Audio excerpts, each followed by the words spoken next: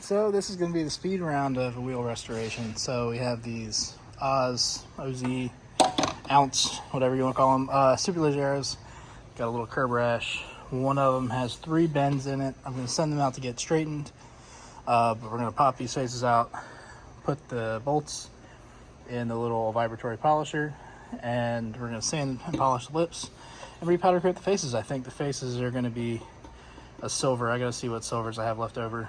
But yeah, I'm hoping to get these done in a day or two. They're a really goofy size. They're 20 by I think 10. I don't know. I don't see it on here at the moment, but they're a pretty big wheel. They're super light. They're 3-piece, which I know is getting harder to find in the Superleggera, but they're off a Mustang. I have no use for them. Plus, they're too big for anything I want anyway. But I'm going to finish sanding this curb rash out, get the lips sanded, maybe bust the polisher out, bring the other 2 up tomorrow night, work on them. And yes, I do use a battery sander. It keeps me on a pace. Like, I know the battery only lasts about 30 minutes, so it keeps me from getting in the zone for too long and sanding for hours when I have other stuff to do. So that's why I do that. So I got the lip sanded, just the upper lip.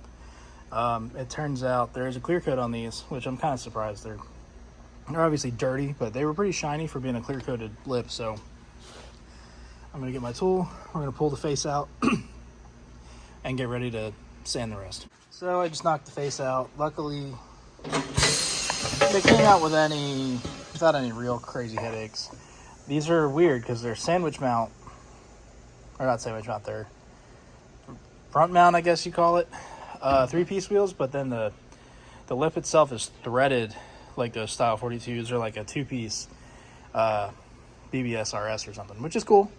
I prefer this style because it's easier to put together. So yeah, I'm gonna take this face, I'm gonna put the camera down and then take this face and get it stripped. So we got the whole lip sanded with 220. These 20s take a lot longer than smaller wheels, obviously, because there's more surface area. But all the curb rash is out, little dings and stuff are out. When you're sanding to polish, you know it's time to go to the next step when you can kind of see the reflection in the metal, because you know it's then smooth with that grit.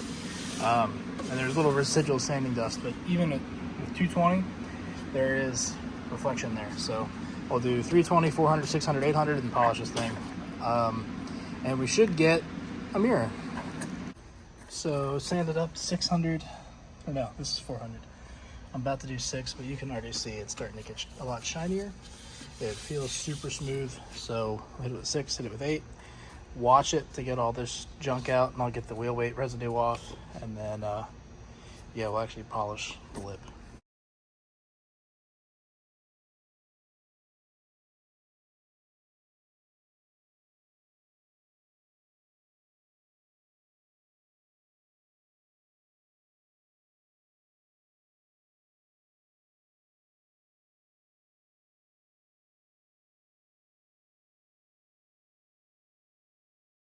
So I kind of got distracted when I was working on these. So the one of these was pretty bent. I sent that out to get straightened. It was just the lip. It looked like someone pried on it, doing tires or something, or maybe hit a pothole in the same place 3 times. But there was like a bend here, a bend here, and a bend here. So I sent it out to get straightened. So that one's gonna have to wait. I got all of 3 that I have sanded all the way through the clear coat. This is sanded up to 800. These 2 were sanded up to 800, and now they're polished and they look pretty sweet. There's a little bit of hash marking and stuff, but I'm not worried about it. I think for a used lip, they look incredible. I got all the pitting out, all the curb rash, everything. So I think someone should be super happy with those. And I got the faces in the strip tank. This one is almost ready to blast. I don't know what O.Z uses on these wheels. It's not paint, it's not powder coat. Whatever it is, really put up a fight for my chemical stripper. It had to sit in there for like 3 days to get to here. And then I'm gonna blast the rest of it off. It might be like what Brembo uses. It's a weird like epoxy based thermal cured paint that doesn't come off very easily. I'm not really sure, but this one's still wet from the neutralizer. So once this is dry, I'm gonna blast it, and this will be our test piece because I'm actually going to blend my own silver for these. So we're gonna put these bolts because I think they're stainless in this ultrasonic cleaner. I made a video about saving money on your next wheel rebuild involving this thing, so give that a watch if you're curious. But we're going to put all these in here, let it run, and see how clean they come out. Right now they're just dirty. They're not really corroded or anything, but we'll clean them up in this and we'll polish them later. So I ran this for, I don't know, 40 minutes. We'll check on them. Oh yeah, that's nice. Focus. Nice and clean and shiny. I may not actually have to polish these. Focus, come on. Yeah, might not have to polish these after all, which would be nice. Let's check a couple more. Yeah, I think that's pretty good too. All things considered, good enough for me.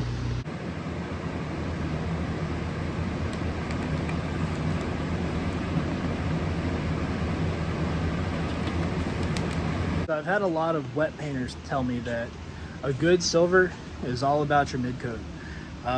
So I just blended a powder mid coat basically that we're going to use to make a color that I'm going to call Sexy Silver. So it's going to be silver base, this mid coat I just blended, and then a clear coat. And we'll see how it turns out. I'm hoping we get something that looks good. I've never been a fan of powder silvers. They are just always underwhelming. No matter how much flake is in them, how glossy they are, what clear you put on them, they are never really like, they never pop. Like, kind of like solid tone or metallic gold powder. It's never really good. It's more just like a metallic gold, or metallic yellow, I mean, or like a really high gloss dark yellow. They're never really like gold, like gold jewelry looking. So, yeah, that's kind of like the same feeling I have with the silvers. They're just never that good, and when you clear them, they always turn more of a gray. So this color I blended is a mix of KP pigments that I've used before. I actually used 3 different pigments. The silver I'm going to use is a very, very high gloss silver that doesn't clear well, but when you clear it, it turns to like almost like a hyper silverish color. So that's what we're going to shoot for. Hopefully it pops the way I want it to, but we'll see in a few minutes. So yeah, very nice bright silver. This doesn't hold up with clear coat, and this color has to be cleared or it'll oxidize. So it's always just a base coat. So I'm going to add this mid coat now, and then we'll see how it turns out.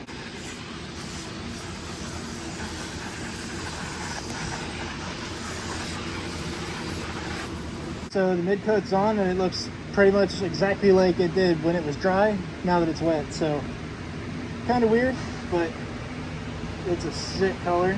I'm going to put an acrylic clear over top. That way we get the best chemical resistance, the best clarity, and hopefully the best shine. And then we'll put this in the one face, or the one lip and barrel that's ready, and we'll bolt it together, and we'll know what these are going to look like. So yeah, I'm going to let this cool down a little more, and then I'm going to squirt that acrylic clear on there. So the bolts are out of the ultrasonic cleaner. Their thread locker's all gone. They're nice and clean. They're kind of shiny. Got all the dirt and stuff, brake dust that was caked into them off. There's a nice film in the cleaner. I've got some more in there now, but there was a nice film on top that I'm guessing is all the junk that I got out of there before. So these are like rinsing because I did clean them in purple power, so you can even see there's a nice little tint to the water in there. Once these are ready, I'm going to put a wheel together, but this is a good, easy way for you to save money on your next wheel build. Hardware is one of those things that is stupid expensive, and no one ever thinks about it. Gotta wait a couple more minutes for this to cool down. In video, it does not look anything like that, but this looks so crazy. It's definitely a grayish silver. I've used the carbon silver pearl before, and it's a chrome-ish, flaky looking thing, which doesn't look bad. I did it on a set of like Volkswagen BBSs, and it looked okay. This I mixed another 2 pearls in, and it darkened it up a lot. So it's almost like in real life, a gunmetal gray with a really, really heavy flake. Like a heavy silver flake, and then some weird rainbowy flake bits in there too. So it's definitely an interesting color. I'm gonna call it Sexy Silver. If you want to buy it, let me know. But yeah, I like it. It's definitely gonna be expensive, just because you know, if I were to do this for another customer, it's a silver base, the custom mixed clear, which is a mid coat, and then the acrylic clear over top. So it's 3 steps plus the pearl plus the clear. The acrylic clear is over $20 a pound. The mid coat clear is like $17 a pound. So if I need 4 pounds, we're talking minimum $70 a pound in materials, not including the flake. So yeah, don't know how many customers would actually buy this, but for me, just using leftover stuff, I'm super happy with the result. So we got it all mocked up, at least not bolted together, but you can see just how shiny it is if I stay out of the sunlight. It's crazy. Looks awesome. The flake is a little more visible on camera out here, but in real life it's insane. Really happy with how that turned out. So yeah, got this one bolted together, got the center cap back in. I think it's ready to go. So I'm not going to film the other 3 just because the one's still getting straightened and the other faces are taking a while for me to get prepped, but it's all the same no matter what. So here it is. This made me really want to do the barrels, but I just don't have the time or the motivation to take this back apart. But we post these up, $2,200 shipped anywhere in the US, and see what happens. Thank you guys for watching. Got some more Corvette videos coming, some carbon fiber videos coming, and naturally more wheel restorations. So catch you guys next time.